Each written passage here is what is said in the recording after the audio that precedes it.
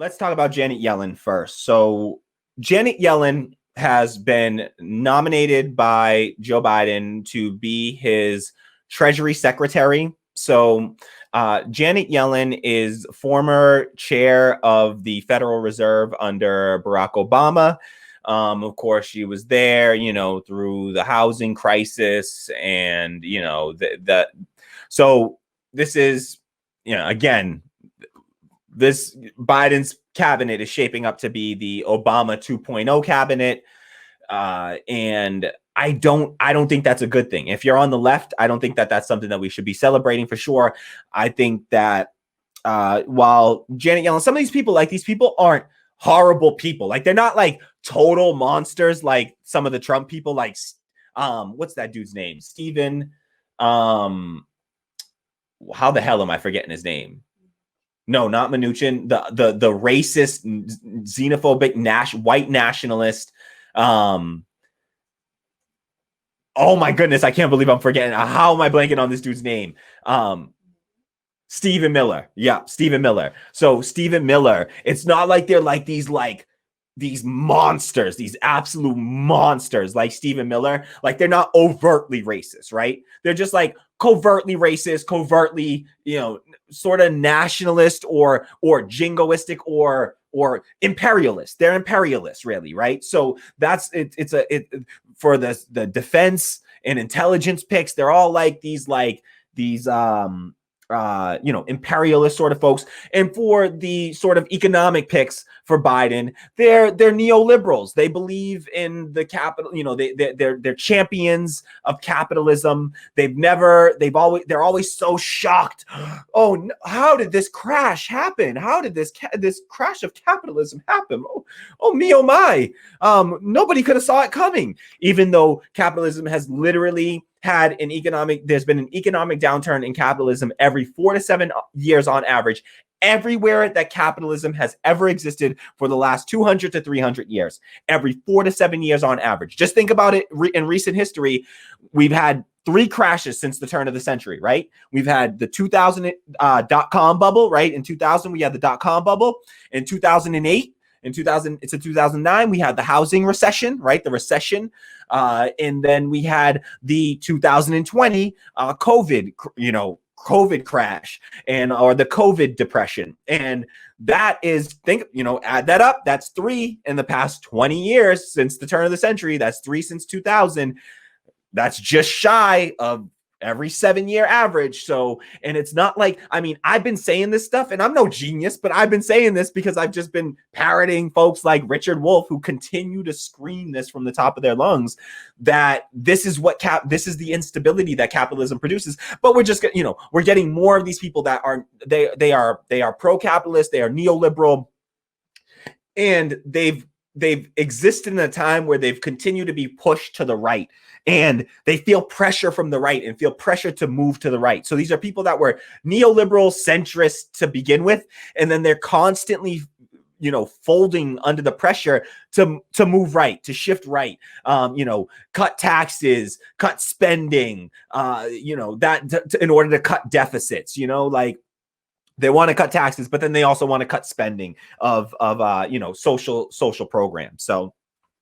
So we're going to get into this. I want to get some sort of an idea of who Janet Yellen is and what we can expect from her as the Treasury Secretary.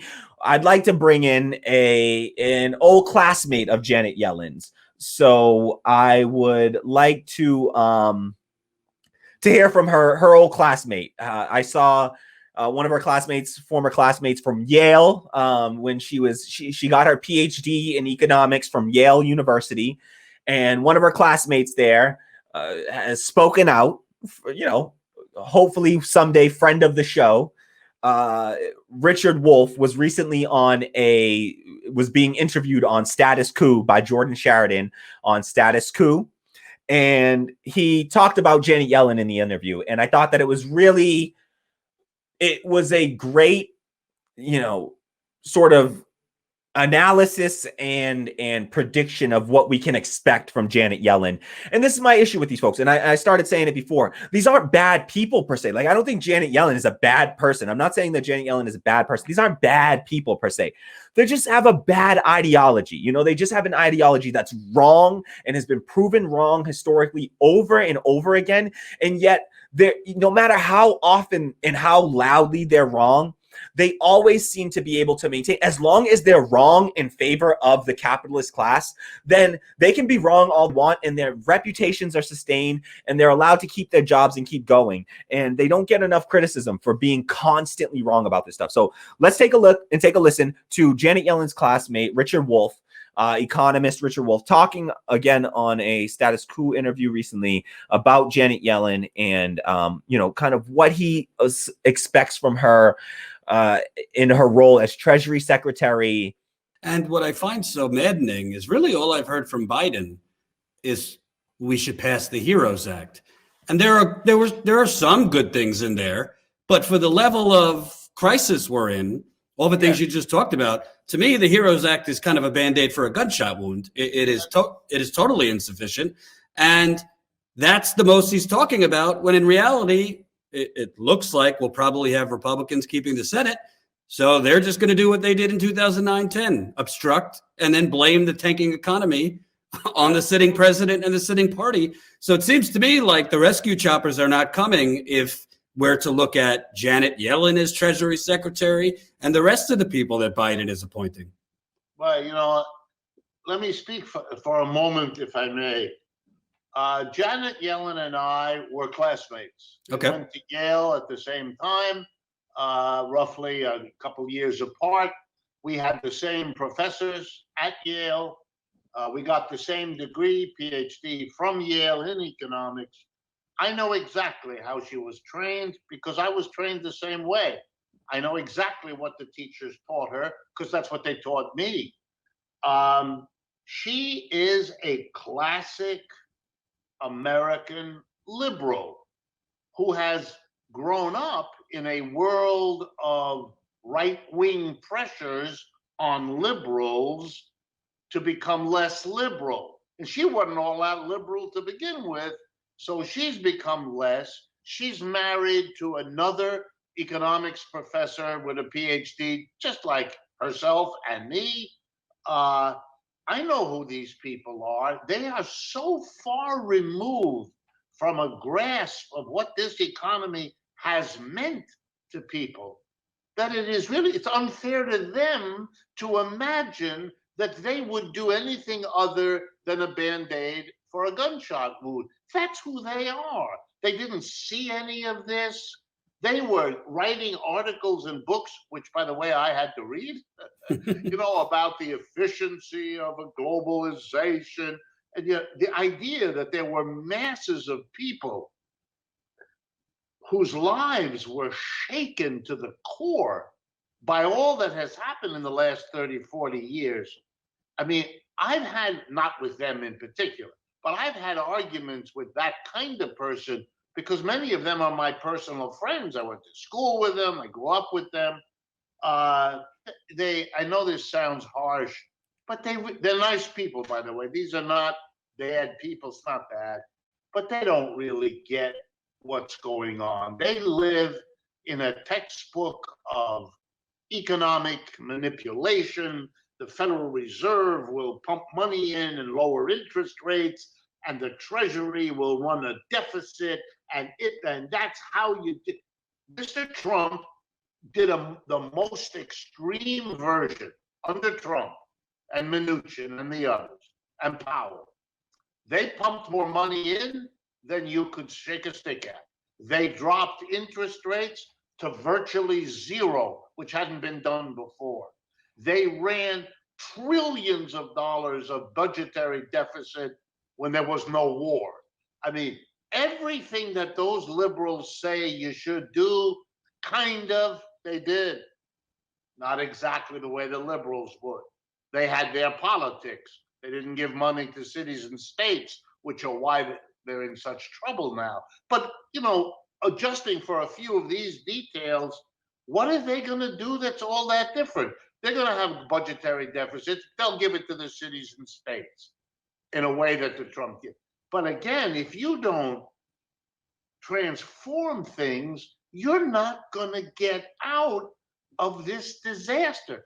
I find it ironic that they will say things like, you really have to do something about the COVID because this was an inadequate, or to use your metaphor, the way the United States dealt with COVID was a Band-Aid on a gunshot wound.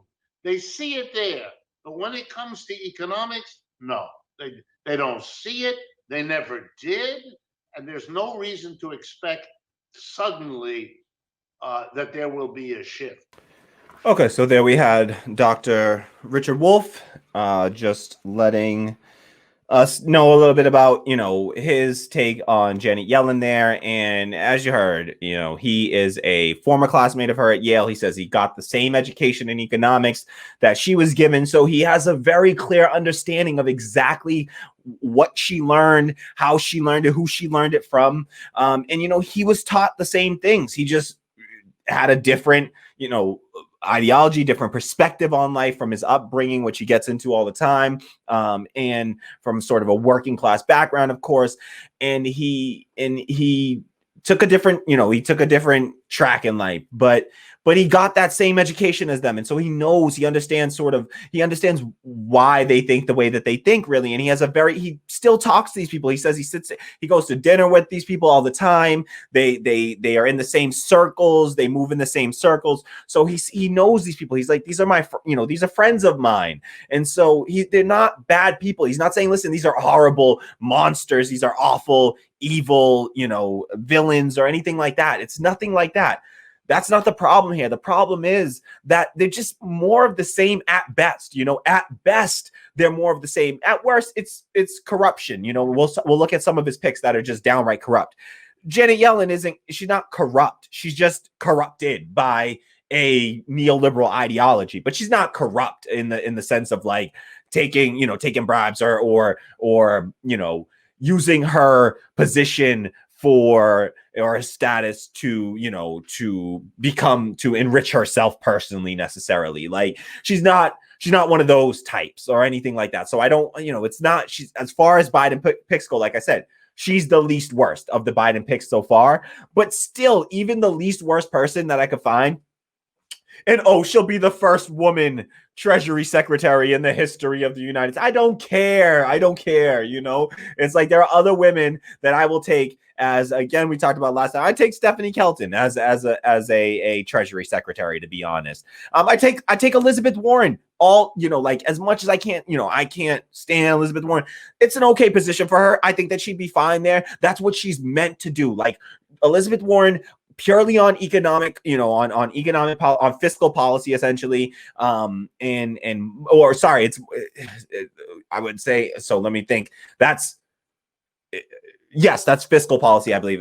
Monetary policy, that's the Fed there, is what handles monetary policy. Brian, if Brian were here, he would correct me if I were wrong here. Brian, feel free, if you're listening to this at any point, correct me if I'm wrong there. Drop a comment, let me know. But she's not a terrible person or anything like that, but she just, they don't get what's going on. These people are so out of touch. They're so out of touch. They're surrounded by these other, PMC, professional managerial class type folks, these academic, elites who are, feel like they're smarter than everybody, better than everybody, should be the deciders and the shapers of society. But they're so out of touch with how their policies impact everyday average working class people. They couldn't see. He talked about like globalization, how these people were all champions for it. They wrote articles championing, saying how great it's going to be. And they didn't see what it was going to do to workers, how it was going to damage workers, all these free trade agreements. They didn't see. They couldn't predict that those free trade agreements were going to hurt workers.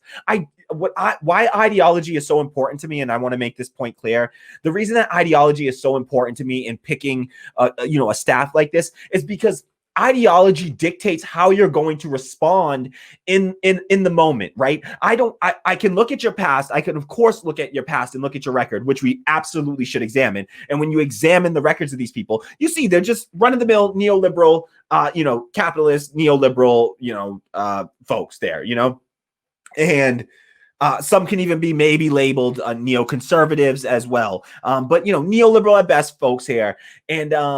And the problem is that when you have that ideology, it determines how you're going to respond in, say, crisis situations. And let's be real, we're facing a crisis. There is an economic crisis. We're in the midst of it right now, but it is only going to worsen. We have all of these eviction moratoriums are coming due at this point. Like, we had all those eviction moratoriums, but that doesn't stop the fact that those rents are going to become due. Those are going to come due. It wasn't like you got rent forgiveness. It wasn't rent forgiveness. It was simply a moratorium that said you don't have to pay this month, but that's stacking up and that's going to be owed. And those landlords are going to be coming for their money. And when you can't pay and these people aren't going to be able to pay, there's going to be mass evictions. And I'll tell you which communities they're going to hit the hardest. It's going to be indigenous, Black, Latino communities that are going to get hit, the first and hit the hardest. So, yeah, it's like, these folks have been, they're out of touch. There's a disconnect between them and what's really going on. And their ideology is so important to me because that just, to me, tells me and informs me as to how they're going to respond to the things that come up as the presidency, goes on for the next 4 years. I don't know which crises we're going to face. There might be something worse, around the bend that we're not aware of. But already, I mean, we're talking about having to stave off an economic depression. The last time that, Janet Yellen was in power, she was in the Fed. They gave all this, they gave money away. They dropped interest rates. And Richard Wolff talked about that, how these people the Trump administration essentially did. They did typical, pretty standard neoliberal. They had neoliberal economic policies. Let's be real. They did all the things that the neoliberals say you got to do, right? You got to deficit spend, right? Deficit spending, lower interest rates, right? Lower interest rates, and pump money in, right? Pump money in from the Fed, right? Pump money in to markets from the Fed, and lower those interest rates and deficit spend, right? And those are all like neoliberal, policies, and the Trump administration just did those things, at mass scale, and not exactly the same way, like Richard Wolff said here. It's not exactly the same. They didn't give enough funding to cities and states. The Democrats would have given the funding to cities and states. That is better. It's better, but it's just, again, tinkering around the edges, and it's not what we're facing. We're facing existential crises, and what we need are existential responses. We need responses that meet the moment. And unfortunately, these people, they don't have ideologies that suggest that they're going to bring forth policies that will meet the moment up ahead. So that's why we need to criticize them now, because if we can criticize them now, maybe we can get better people in there, more progressive people in there. I doubt it, strongly doubt it, but we should at least not just let him off the hook and ignore the swamp that he's building here. So he's filling up the swamp. It's just a diverse swamp is all. Relative to who Biden could have put in there, he could have put in the CEO of Goldman Sachs, right? And that's a real thing that he could have done. I'm glad he didn't do that, but I don't think it's the left's job to go celebrating the fact that he didn't put in a worser, pick. That's not our job. We can't set the bar so low for these politicians that we're happy or we feel any relief from them putting in somebody that's still antithetical to our ideology, to a left ideology. So we shouldn't celebrate these picks. We should be critical of these picks. And even somebody like Janet Yellen that's not horrendous is not good enough for me. And I want to make sure that we call that out.